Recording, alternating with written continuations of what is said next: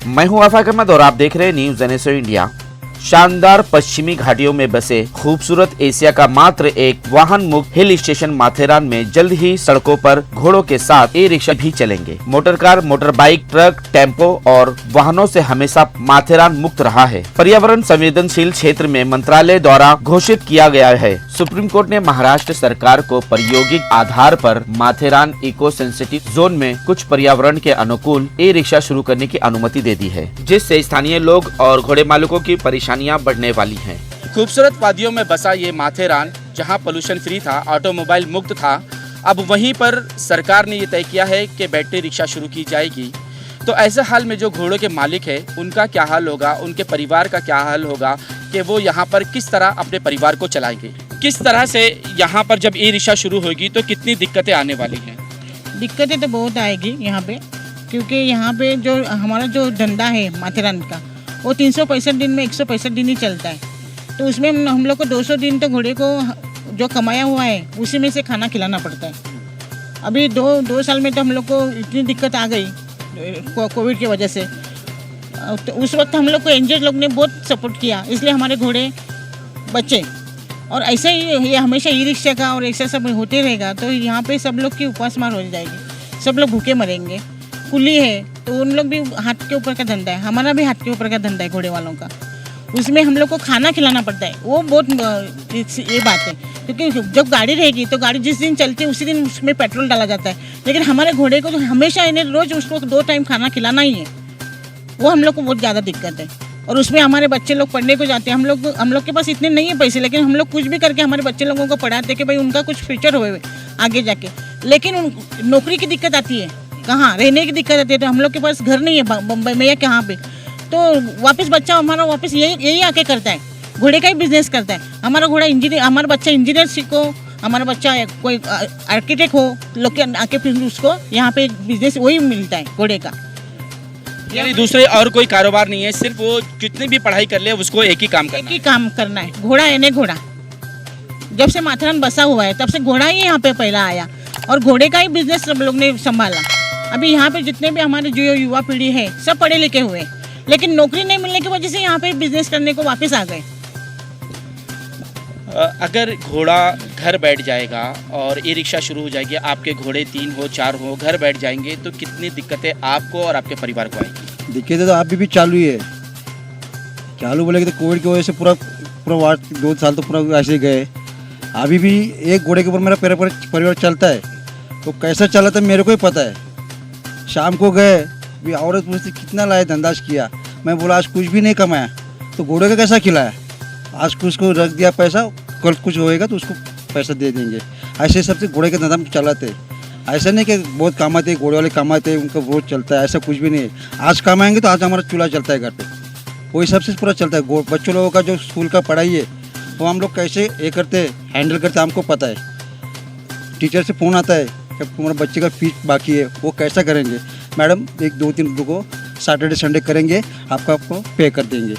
वही सैटरडे के संडे के हिसाब से हम लोग चलते ज़्यादा करते, बाकी दिन तो कुछ भी नहीं रहते यहाँ पे।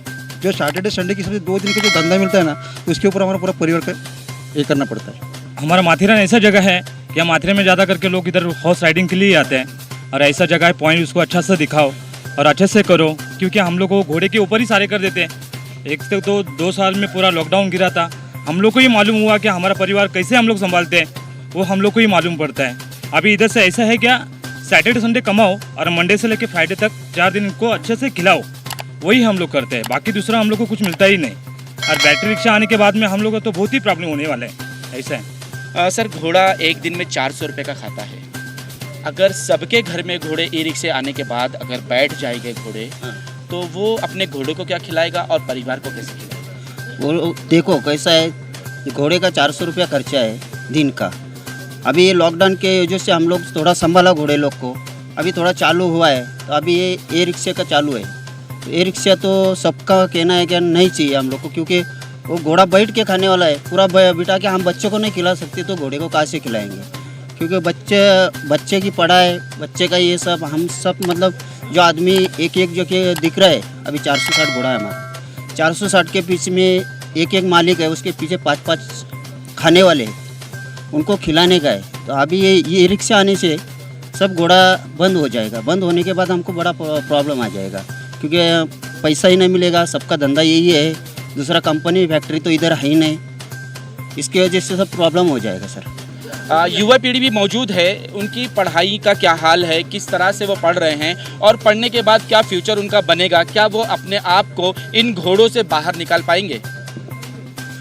हम लोग इधर से 20 साल से हम लोग मतलब रह रहे इधर से, हमारा परिवार इधर घोड़े के ऊपर ये सब प्रॉब्लम मतलब ये रहता है। तो हम लोग आगे पढ़ेंगे तो हमारे आगे जाके कुछ फ्यूचर नहीं, सरकार हमको कुछ काम देते नहीं। जब भी आगे मतलब पढ़ेंगे तो भी आगे जाएंगे तो हमको आगे नौकरी नहीं मिलेंगी, तो हमारे इधर ही मतलब घोड़े के ऊपर ही काम करना है। और घोड़ा चलेंगे तो हमारा रोज चलेगा, ऐसा है।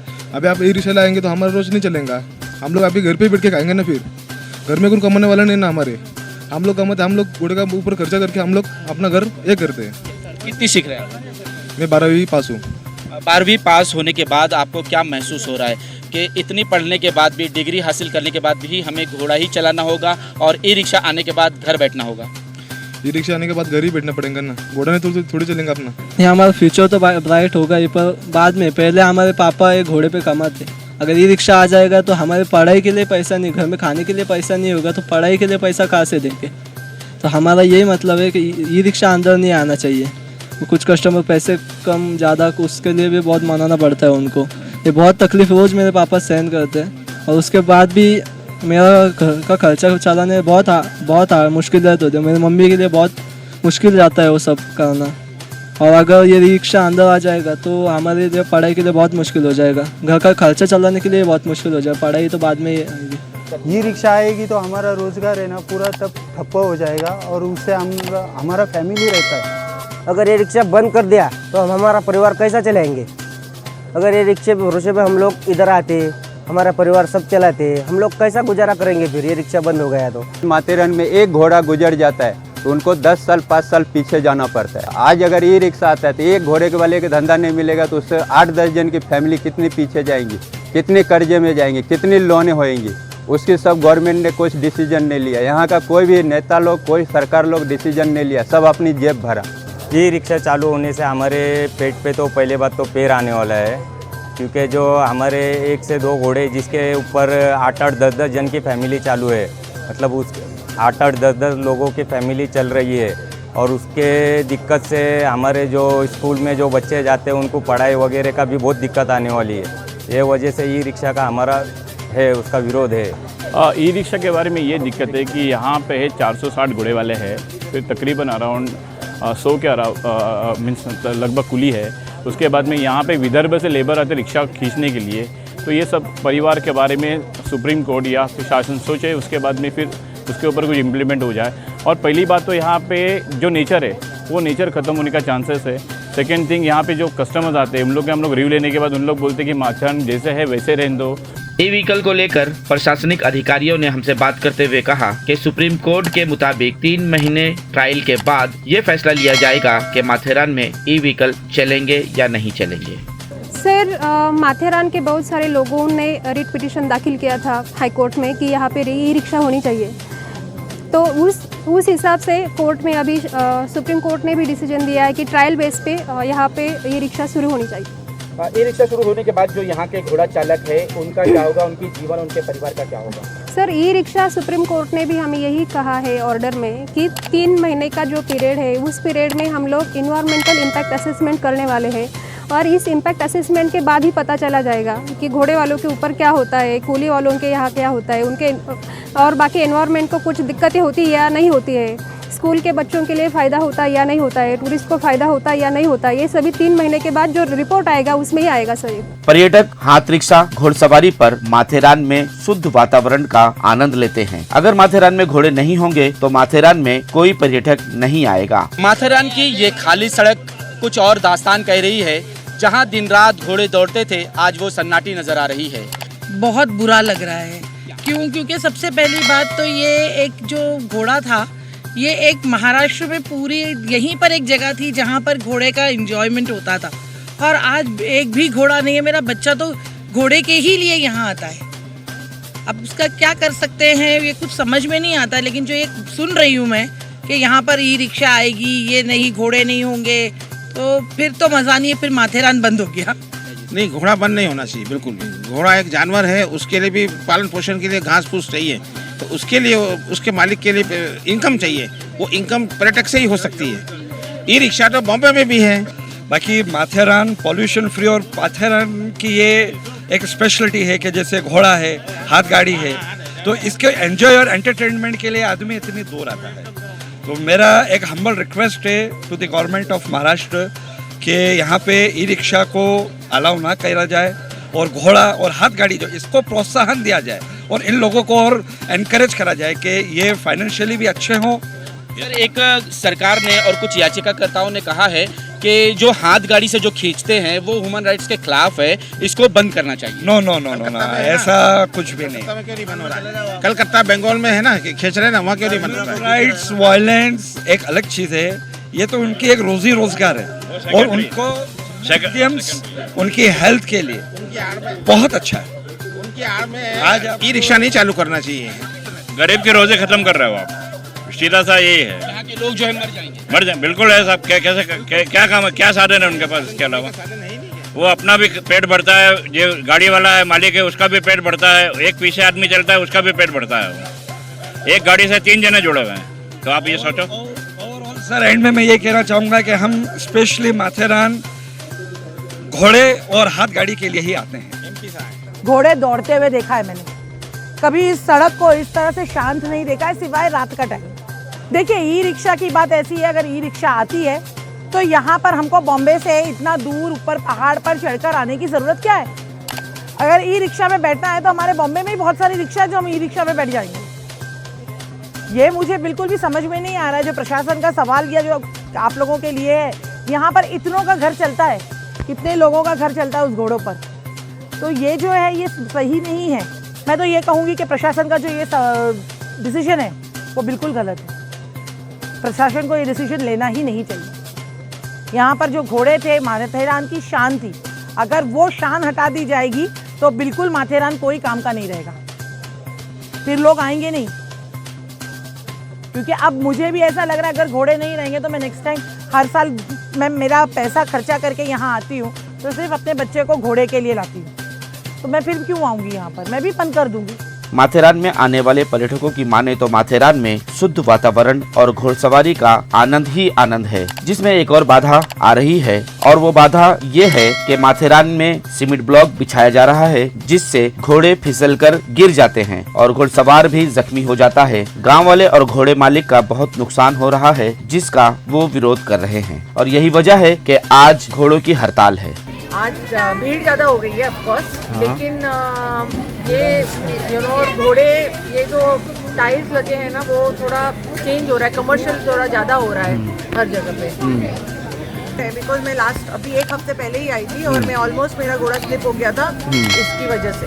तो घोड़े अगर स्लिप होंगे तो हमारी सेफ्टी का रिस्पॉन्सिबिलिटी कौन लेगा? हमारे बच्चे जो राइड करते हैं मॉर्निंग, हम राइडिंग के लिए आते हैं ना, मेन तो राइडिंग है। अगर उसमें हम गिरेंगे, हमारे बच्चे गिरेंगे, वो लगेगा, उसका रिस्पॉन्सिबिलिटी कौन लेगा? कोई है लेने वाला? तो जो है जो रेड जो लाल माटी बोलते हैं, जो रेड मड, उसी पे we feel that it should continue and it should stay like that for the safety of our and our children. इसमें क्या होता है, ये जो ब्लॉक है इसमें अपना जो घोड़ा है वो गिरता है, घोड़े को भी संभालने का है, ऊपर का कस्टमर को में अपने को देखने का है। तो घोड़े को संभालो, घोड़ा कितना किलो का रहता है? 300 किलो का घोड़ा रहता है। तो घोड़े को संभालने का, कस्टमर को संभालने का।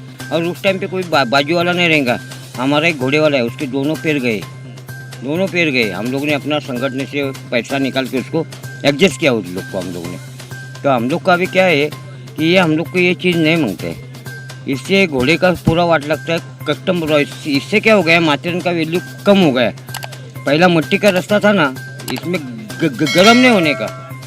अभी इसमें एक ऐसा शाम के टाइम धूप गिरता है ना, तो इसमें पूरा गर्मी चालू हो गया है। ये वजह से हमारे पे मतलब घोड़े वाले के ऊपर बहुत सा मतलब दबाव हो चुका है, क्योंकि घोड़ा हम चलाते हैं प्योर ब्लॉक के ऊपर, तो हमारा घोड़ा गिरता है, फिर भी इस पर प्रशासन ध्यान दे रही नहीं है। कल को कुछ टूरिस्ट गिर गया तो पहले कौन किसको पकड़ेगा? प्रशासन घोड़े वाले को ही पकड़ने वाला है, दूसरा किसको नहीं पकड़ेगा ये। ये सब परिवारों के बारे में, या फिर ये सब कुली लोग के बारे में, या फिर जो बॉटम लोग लेवल में लोग काम करते उनके बारे में कोई कुछ मीन्स नहीं समझ रहा है, कोई कुछ नहीं सोच रहा है। तो इसके लिए आज ये हम लोग ने, घोड़े वाले लोग ने और कुली लोग ने बंद रखा है। बंद रखने के बावजूद भी यहाँ पे आज तक यहाँ का कोई लोकल पॉलिटिशियन या फिर कोई लोकल प्रशासन या फिर कोई भी मीडिया वाला नहीं आया। यानी ऐसा हो रहा है कि इन लोग को हम लोग के बारे में कुछ पड़ा नहीं है। तो आज हम लोग देख रहे हैं यहाँ पे हम लोग ने बंद किया हुआ है, अभी तक कोई नहीं आ रहा है। लेकिन इसके बाद में अगर कुछ नहीं होता है तो इसके बारे में आगे हम लोग को सोचना पड़ेगा। और इसके बारे में मीन्स ऐसा हो सकता है कि इसके बारे में हम लोग काफ़ी सीरियस होकर ऐसा हो सकता है कि आगे माथेरान का पूरा पब्लिक बंद कर देंगे।